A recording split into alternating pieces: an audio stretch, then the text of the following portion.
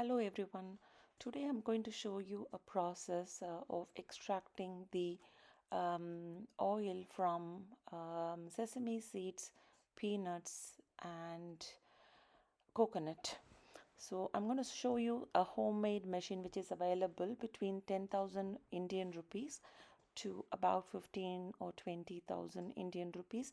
There is a range of price range available for this piece of machine, which I'm going to show you shortly. So the idea of this video is to understand how important it is to avoid oil being processed and using processed oils. But in case you can't avoid and you need a little bit of oil for your cooking, then the best way is to extract your oil by yourself. So in this process, I've tried extracting the oil, and the shelf life of the oil without processing it further by just extracting and cold pressing it from this machine is very short lived. So for example, the coconut oil stayed less than a month, and the peanuts stayed less than a couple of months. I think the sesame seeds lived longer. I think it lived possibly about close to a year. So you can see the commercial oils that we get, they're highly processed and also embedded with, a lot of, chemicals, and that is why you don't actually see the oil degrading or within the short time of period, and the shelf life is very much huge. So, and also the taste is so much different, and you can see the difference in the extraction of the seeds in the home, gives you more flavor and more freshness because it's, just fresh and not processed. So in this process, I would like to go through. I think I'm first going to plan to do the peanuts, and then I'm doing the coconut, and then finally the sesame seeds. You can always, do any.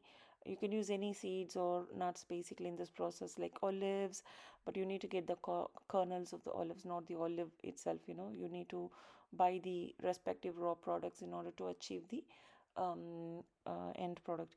So you can use a lot of other seeds as well, but I don't recommend using seeds because seed oils are not very much good for health. So I go with normally one of these three oils for good health, and I think the number one is the sesame seeds oil because it's got a good shelf life, and also it's got a very good flavor, and it's also predominantly used by most of the South Indians, especially Tamilians. So it's a widely used oil in Tamil Nadu. We call this oil as Nalla Ennai. That means this is the best and good oil. So the name itself says it's good oil. So none of the other oils have been named as good oil. This is the only seed which is named as Nalla Ennai, which is good oil, and not as sesame seed oil. So I prefer using this oil compared to other oils, though I love coconut oil, but I use coconut in the raw format in terms of paste or in terms of chopped coconuts and things like that, because that adds more flavor than the oil itself. And also the oil is got a very short lifespan for coconut, which is less than a month. So it just gives you a very bad smell after close to a month. So that means you're forced to finish the oil within a month. So I cannot finish the oil under 1 month because I use very little oil for my cooking, and I use whole process, I use the whole seeds and nuts in my cooking predominantly to get the flavor out of my curries or my other South Indian curries. So that is why I prefer sesame seed oil, and the quantity you get will be half of the amount of the raw seeds. So for example, if you use 1 kilogram of sesame seeds, you get about half a liter of sesame oil. That's a rough ratio, I would say, but not exactly, but yeah, very close to it. So let's go into this process and dig deeper. I'm going to show you how this guy works basically. This is a machine. On the top, you can see there is a lid. Open it and feed the seeds into it, and the oil will be collected here in the big box, and the rough edges will be collected here and filtered. So very simple to use, and you can read the instructions and whatever the oils you can take from whichever seeds it's given here. So it's very simple. I'm just feeding the peanuts first, and you're getting the peanut oil. As you can see, the oil is filtered and collected in the tub, and the roughages are collected in the big container here. So whatever the fiber that's been collected, it's got plenty of protein and fiber. So don't waste it. So you can use it in your curries, or any vegetables, or you can just eat it on its own like cornflakes with milk. So yeah, I used it as cornflakes like with milk and some dry nuts and fruits. It was fantastic. And you can see the oil is collected slowly, and it's a slow process. It's a cold pressed oil. You can see a little bit heat generated, but it's ideally, I think I would say, it's still a cold press oil. Not much heat has been processed. um, so yeah, it took roughly about an half an hour to 45 minutes to do peanuts for about 1 kilogram. I think sesame seeds went through very quickly because these are very small. It took very quickly. Sesame seeds literally took like possibly like 2 kilograms. Probably we did it in 1 hour. Coconut, dried coconut, took the longest one because they're very, very hard to be processed. So coconut took longest time.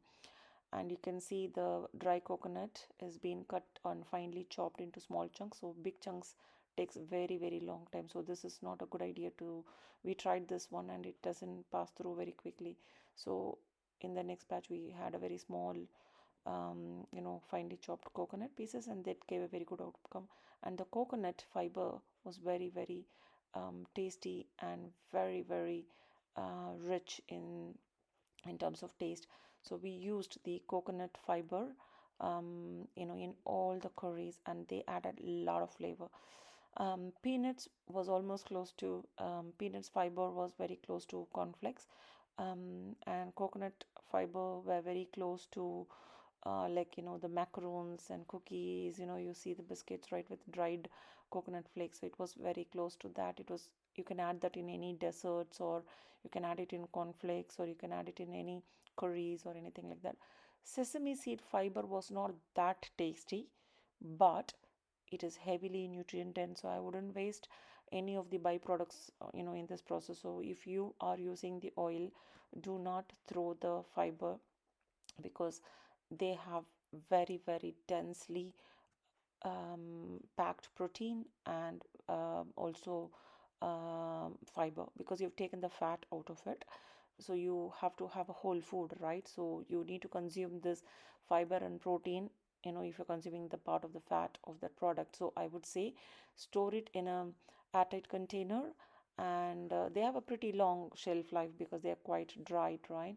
So you can use it in whatever form you wanted, and check out the internet for the calories and the benefits, nutritional benefits of these roughages that we collect out of extraction.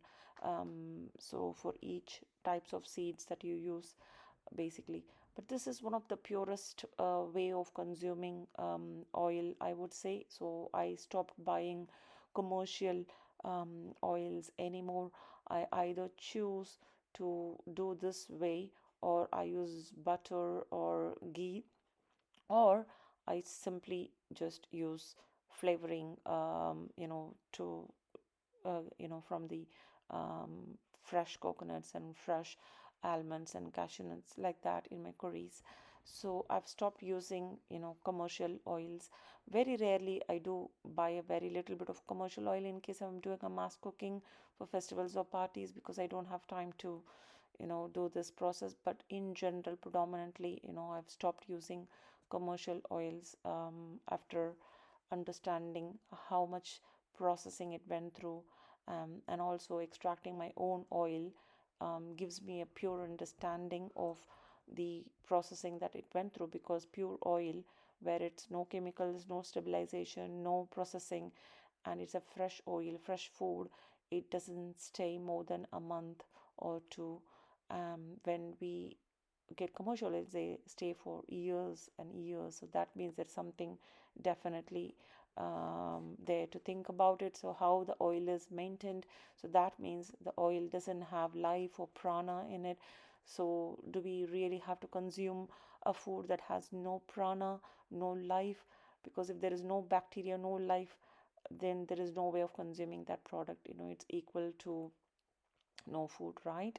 So have a think about it and see how you can modify your diet, in terms of consuming more better food and unprocessed food. So like myself, I have changed my way of cooking. I've turned a lot of oil-based cooking to steaming or stir frying with very little oil or butter. And I've started using freshly ground coconut paste, or cashew nut paste, or badam paste. All these things will add a lot of flavors to your curries, or to your other types of food like stir fry, vegetables, etc. So, yeah, have a think about it, and I hope you enjoyed today's session. And yeah, see you in the next beautiful session. Bye.